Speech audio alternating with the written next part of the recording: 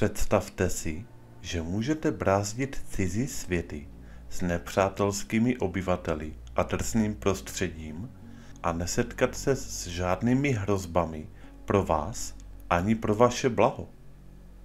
Randy Kramer hovoří o technologii avataru, která přenáší vědomí operátora do synteticky vytvořeného těla, které je ideální k tomu, aby se v nich dařilo žít v takovém prostředí.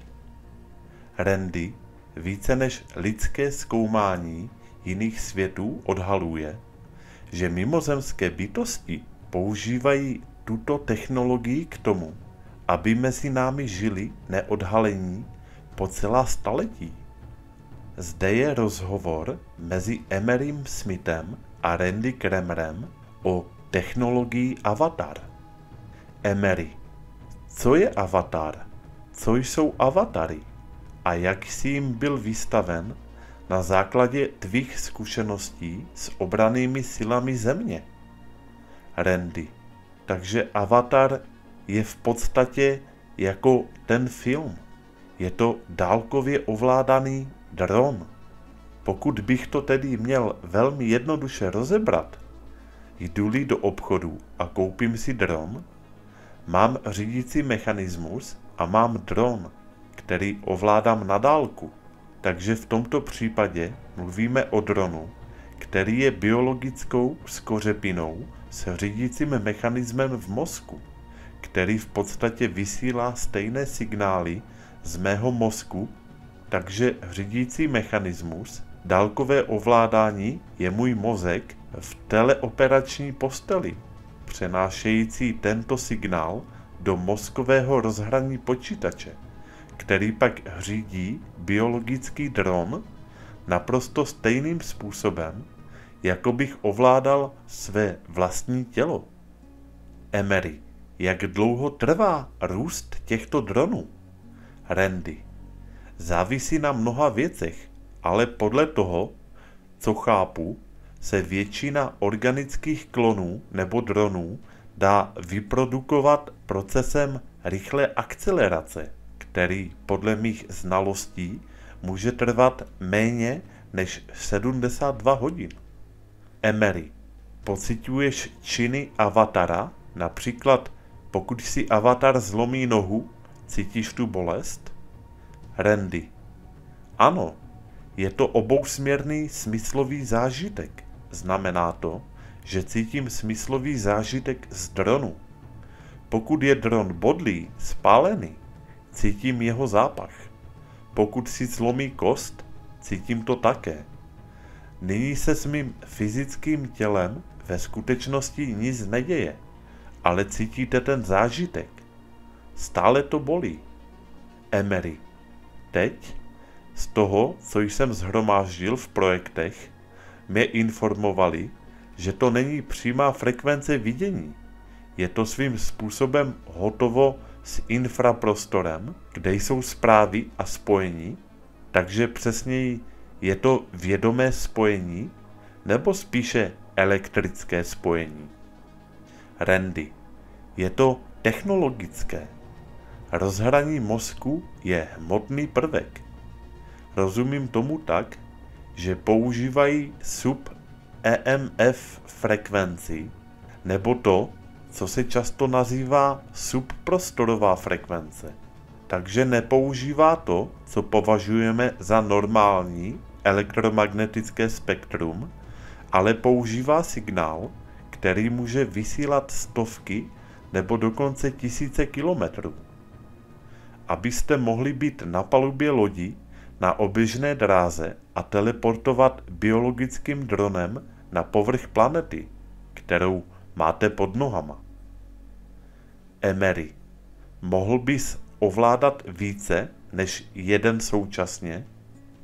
Randy, ne pro mě, ale vím, že existují mimozemšťané, kteří používají stejnou technologii a mají schopnost a mozkovou sílu ovládat více dronů současně.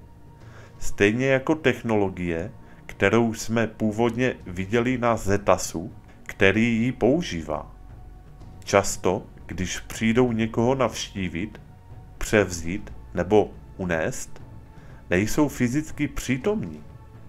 Teleoperují dronem a v některých případech jsou schopni ovládat 5 nebo 6 dronů současně. Emery. Mají tyto avatarské drony centrální nervový systém? Mají trávicí systém? Měli by jíst, když jste v těchto avatarech? Jaká je životnost jejich těl? Randy. Jsou v podstatě klonem, takže mají všechny biologické a neurobiologické funkce, které by měl normální živý organismus tohoto druhu. Takže ano, centrální nervový systém, orgány, trávicí systém. Musíte zůstat hydratovaní.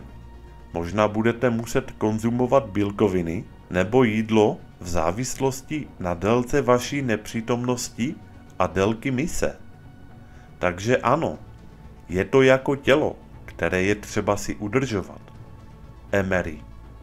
Také jsem slyšel, že někdy, když je dron zabit a ty jsi zpátky v těle, někdy máš výpadek paměti, kde si pamatuješ pouze 20 nebo 30% toho, co se děje. Nebo si někdy nepamatuješ misi. Je to pravda? Randy. Existuje vyrovnávací paměť. Je zajímavé, že o tom mluvíte. V mozkovém rozhraní je mezipaměť, takže vše, co se v tomto mozku děje, je lokálně uloženo v dronu a to se pak přenáší zpětně do vašeho těla, protože datový tok má povolenou šířku pásma. Je proto možné, že je tělo poškozeno a vy skončíte ve vlastním těle dřív, než se paměť stáhne do vašeho těla.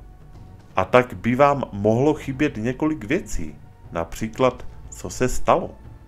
Něco si pamatují, ale odpalil jsem si ruku, ale kde jsem byl? Ano, může to být trochu matoucí, pokud máte náhlý rozchod s dronem. Možná se vrátíte a budete trochu zmatení. Emery. Může to způsobit posttraumatickou stresovou poruchu? Randy. Samozřejmě, že ano. Emery. Protože je to zkušenost, kterou jsi skutečně měl. Randy. Ano, to se kvalifikuje jako skutečná zkušenost pro váš vlastní mozek ve vašem vlastním těle, protože zažijete celou řadu vzpomínek a smyslových vstupů, které jsou skutečné a legitimní a jsou přeneseny do vašeho mozku. Pokud se nepřenášejí do vašeho mozku, pak může existovat paměťový šok a problémy s posttraumatickou stresovou poruchou, spojené s neschopností plně si vzpomenout na traumatizující událost, což je jeden z důvodů, proč dostáváme posttraumatickou stresovou poruchu, protože potlačujeme vzpomínky. Neschopnost vzpomenout si je také součástí toho, co lidi traumatizuje. Emery. Také jsem slyšel, že se můžete přenést i na opačné pohlaví člověka. Je to pravda? Randy. Ano, nezáleží na tom, jaké pohlaví má biologický dron. Na tento dron se můžete stále teleportovat. Takže ano, pohlaví není problém. Emery. A co jiné druhy? Randy. Ano, to je jeden z hlavních důvodů, proč používáme tuto technologii, když potřebujeme komunikovat se systémem, kde je atmosféra nebo gravitace nepřátelštější, než se považuje za vhodné.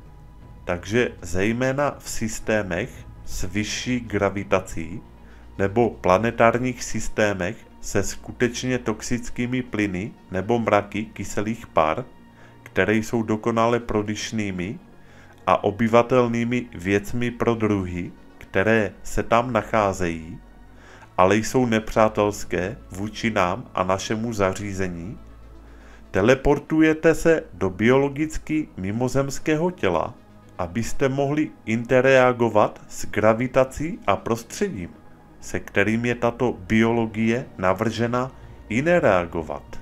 Takže vás už netrápí problémy s gravitací, které mohou brzdit technologii nebo stroje, a netrápí vás ani zásadité, kyselé a plynné interakce s materiály, které jsou u některých technologických věcí také problematičtější. Emery. Kolik rozhraní jste provedli během tohoto avatarového programu? Randy. Asi víc než 200. Emery. A co to bylo za druhy? Randy. Mnoho různých typů. Některé, které bych popsal jako podivnější než cokoliv, co jsem do té doby zažil. Emery. Řekl bys, že převzít kontrolu nad těly různých druhů je jako učit se řídit nové auto? Protože si uvědomuji, že těla nejsou stejná. Pokud jde o prsty, ruce, pohyby kloubů, může to mít další věci. Ocas? Vysvětli to. Je těžké se to hned naučit?